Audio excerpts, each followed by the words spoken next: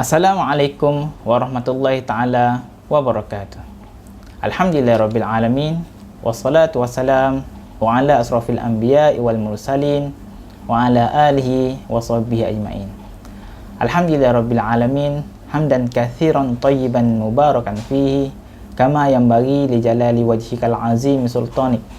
Allahumma salli ala Muhammad wa ala ali Muhammad kama sallaita ala Ibrahim wa ala ali Ibrahim wa barik ala Muhammad wa ala ali Muhammad kama barakta ala Ibrahim wa ala ali Ibrahim fil alamin innaka Hamidum Majid. Pertama sekali syukur kita ke hadrat Ilahi kerana dengan limpah dan kurnianya kali ini masih mengizinkan kita semua untuk hidup dalam keadaan masih lagi Islam dan juga beriman kepada Allah Subhanahu Wa Taala.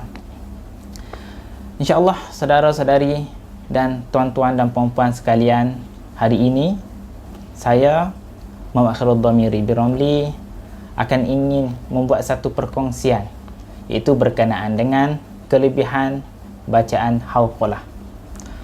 Pertamanya, apakah itu hauqalah? Saya percaya ada di antara saudara-saudari dan juga tuan-tuan dan puan-puan tahu apa itu hauqalah. Hauqalah adalah ucapan ataupun lafaz la haula wala quwwata illa billah. Maksudnya tidak ada daya dan upaya dan kekuatan selain daripada bantuan Allah Subhanahu Wa Taala. Ianya seumpama dengan lafaz bismillahirrahmanirrahim, yang mana lafaz itu ada singkatannya. Singkatan bagi lafaz bismillahirrahmanirrahim dikenali sebagai basmalah.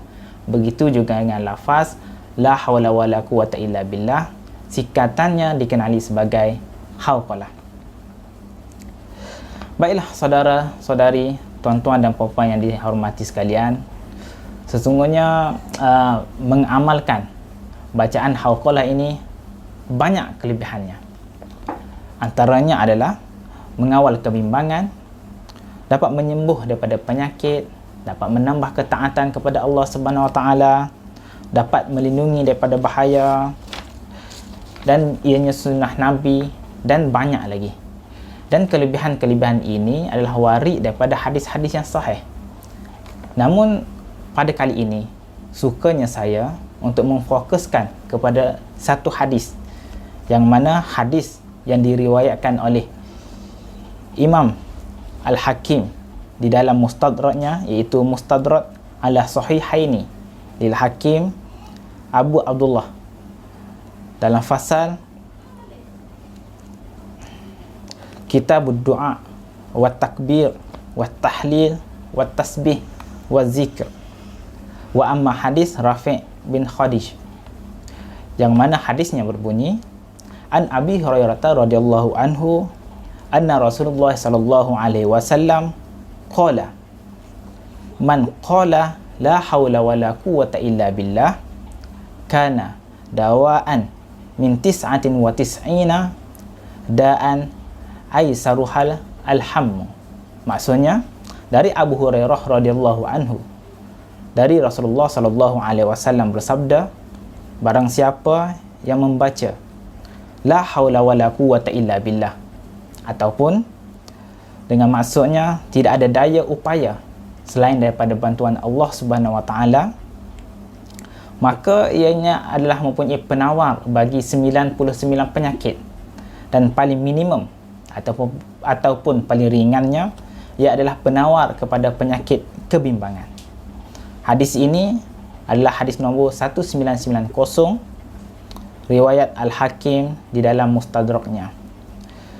Hadis ini telah disahihkan oleh Imam Hakim sendiri dan juga disahihkan juga oleh Ibnu Mulaqin dalam kitabnya Kitabul Mukhtasar Talkhis Az-Zahabi dalam fasal Kitabud Du'a nombor 152. Juga hadis yang hampir sama diriwayatkan oleh Imam At-Tabari dalam kitabnya Mu'jam Al-Awsat bab alif min ismuhu Ahmad, hadis nombor 943. Apa yang saya ingin garis bawahi berkenaan dengan hadis ini adalah berkenaan dengan penyakit kebimbangan. dalam keadaan sedar ataupun tidak sedar bahawasanya penyakit kebimbangan ini termasuk daripada masalah penyakit mental. Dan masalah penyakit mental ini tidak boleh dipandang remeh dan tidak boleh dipandang mudah. Antara penyakit yang berkaitan dengan masalah mental yang sering kita dengar adalah seumpama kemurungan atau juga dikenali sebagai major depressive disorder atau singkatannya sebagai MDD.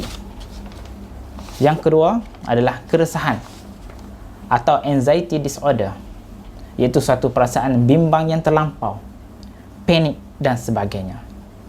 Yang ketiga, kecelaruan bipolar atau juga dikenali sebagai bipolar disorder, juga dikenali sebagai manic depressive illness, yang mana perubahan mood bagi seseorang itu berubah dengan mendadak.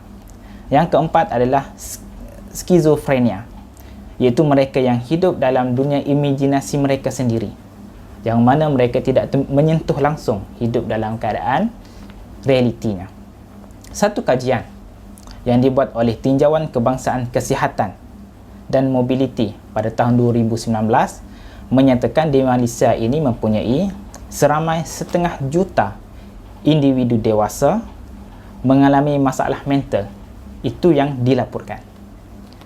Seterusnya, kanak-kanak juga mengalami masalah mental, iaitu sebanyak 424,000 orang mengalami masalah mental bagi kanak-kanak. Dan nisbah rakyat Malaysia yang mengalami masalah kesihatan mental ini adalah 1:6 orang. Seterusnya, masalah kesihatan mental yang paling tinggi di Malaysia adalah MDD, iaitu Major Depressive Disorder. Kebimbangan yang terlampau-lampau, bimbang tak tahu bimbang apa. Nak boleh tidur pun tak dapat, nak buat kerja pun tidak dapat, bimbang pasal kerja, pasal duit dan sebagainya. Apakah kesannya? Banyak kesannya, tuan-tuan.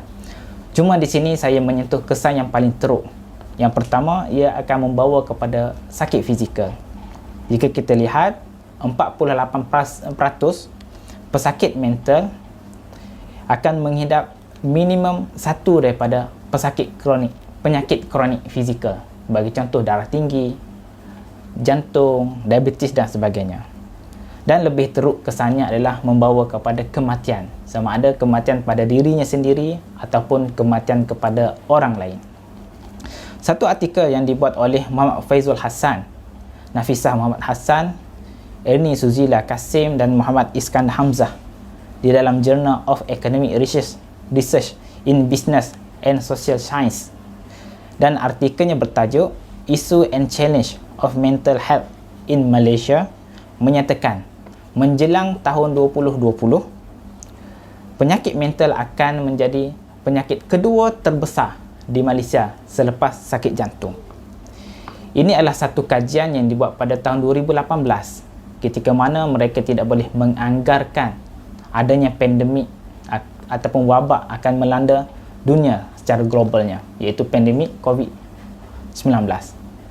Dan kita dapat lihat apabila masuknya tahun 2020, satu pandemik yang melanda global, iaitu pandemik COVID-19, telah menyebabkan lebih ramai lagi orang-orang di Malaysia ini terutamanya terkena ataupun menghidap penyakit mental. Itu yang dilaporkan. Yang tidak dilaporkan, kita tidak tahu. Kerana apa? Kerana banyak faktor-faktor yang timbul selepas wujudnya pandemik ini. Sebagai contoh, kehilangan pekerjaan ataupun kehilangan sumber pendapatan ataupun halangan sosial ataupun masalah hutang dan sebagainya. Jadi, tuan-tuan dan puan-puan, saudara-saudari yang sekalian, sama-samalah kita menjaga kesihatan mental agar kehidupan kita dalam keadaan kehidupan yang bermakna. Banyak cara untuk kita menjaga dan juga memelihara kesihatan mental ini. Salah satunya adalah dengan mengamalkan hauqalah. Kerana ianya, sebagaimana hadis yang sebelum ni, hauqalah itu mampu merawat ataupun sebagai penawar kepada 99 penyakit. Paling minimum, dia akan menjadi penawar ataupun mengubati penyakit kerisauan, kebimbangan, keresahan dan penyakit seumpama dengannya. Dan setakat ini sahajalah perkongsian saya pada kali ini. Moga-moga ianya dapat memberi manfaat kepada kita semua. Wabillahi taufiq wal hidayah. Wassalamualaikum warahmatullahi taala wabarakatuh.